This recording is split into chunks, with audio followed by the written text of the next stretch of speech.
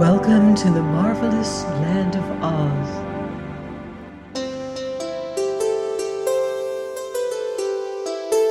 I'm Mardell,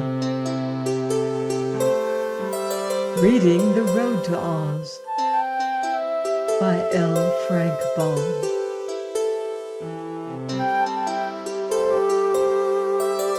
Chapter 5, The Rainbow's Daughter. Toto, now allowed to run about as he pleased, was glad to be free again and able to bark at the birds and chase the butterflies.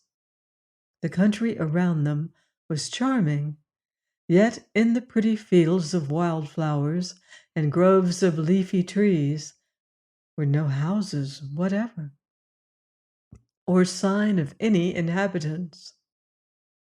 Birds flew through the air, and cunning white rabbits darted among the tall grasses and green bushes. Dorothy noticed even the ants toiling busily along the roadway, bearing gigantic loads of clover seed. But of people, there were none at all. They walked briskly on for an hour or two, for even little Button-Bright was a good walker and did not tire easily. At length, as they turned a curve in the road, they beheld just before them a curious sight. A little girl, radiant and beautiful, shapely as a fairy, and exquisitely dressed, was dancing gracefully in the middle of the lonely road, whirling slowly this way and that, her dainty feet twinkling in a sprightly fashion.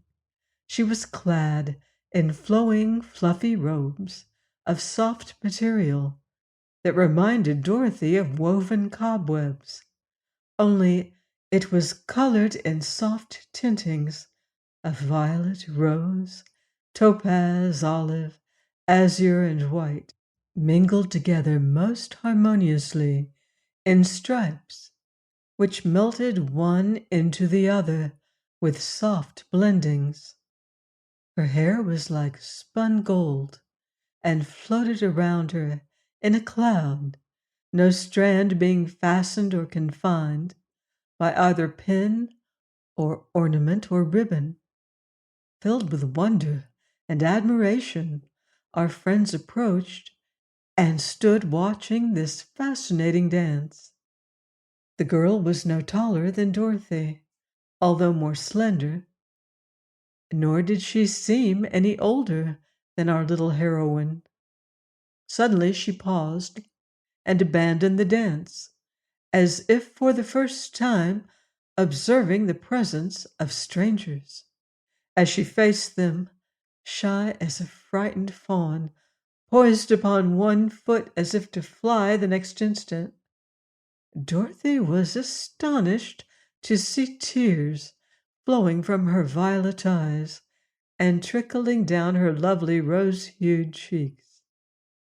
That the dainty maiden should dance and weep at the same time was indeed surprising, so Dorothy asked in a soft, sympathetic voice, "Are you unhappy, little girl?" "Very," was the reply. "I am lost." "Why, so are we," said Dorothy, smiling, "but we don't cry about it." "Don't you? Why not?" "'Cause I've been lost before, and always got found again," answered Dorothy simply.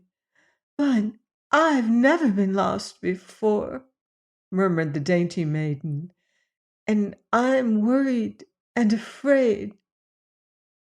"You were dancing," remarked Dorothy in a puzzled tone of voice. "Oh, that was just to keep warm," explained the maiden quickly. "It was not because I felt happy or gay, I assure you." Dorothy looked at her closely. Her gauzy, flowing robes might not be very warm, yet the weather wasn't at all chilly, but rather mild and balmy like a spring day. "Who are you, dear?" she asked gently. "I'm Polychrome," was the reply. Whom? Polychrome. I'm the daughter of the rainbow." "Ah," said Dorothy with a gasp. "I didn't know the rainbow had children, but I might have known it before you spoke. You couldn't really be anything else." "Why not?" inquired Polychrome as if surprised. "Because you're so lovely and sweet."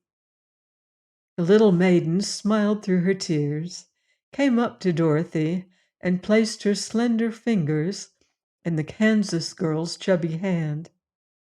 "You'll be my friend, won't you?"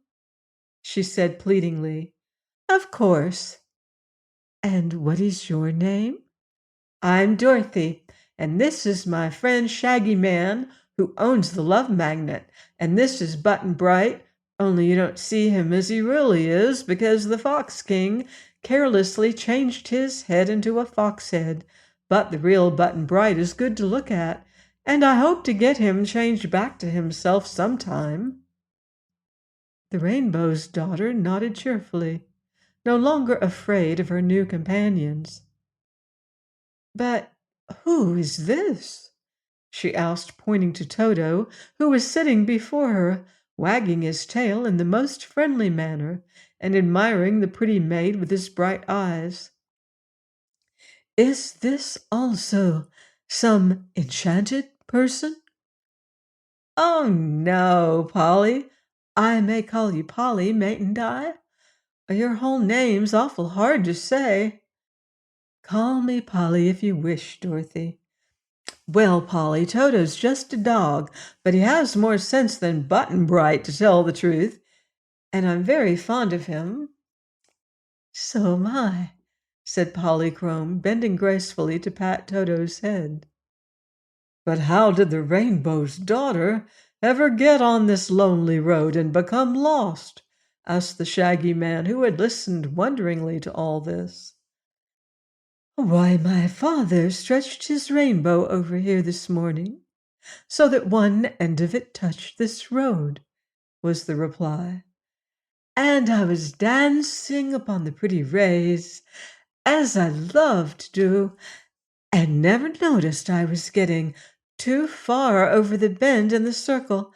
Suddenly I began to slide, and I went faster and faster until at last I bumped on the ground at the very end, and just then Father lifted the rainbow again without noticing me at all, and though I tried to seize the end of it and hold fast, it melted away entirely, and I was left alone and helpless on the cold, hard earth."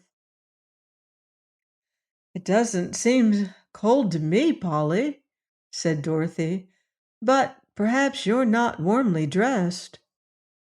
"I'm so used to living near the sun," replied the Rainbow's Daughter, "that at first I feared I would freeze down here, but my dance has warmed me some, and now I wonder how I am ever to get home again." "Won't your father miss you and look for you and let down another rainbow for you?" "Perhaps so, but he's busy just now because it rains in so many parts of the world at this season, and he has to set his rainbow in a lot of different places. What would you advise me to do, Dorothy?" "Come with us," was the answer. "I'm going to try to find my way to the Emerald City, which is in the fairyland of Oz. The Emerald City is ruled by a friend of mine, the Princess Ozma, and if we can manage to get there, I'm sure she will know a way to send you home to your father again." "Do you really think so?" asked Polychrome anxiously.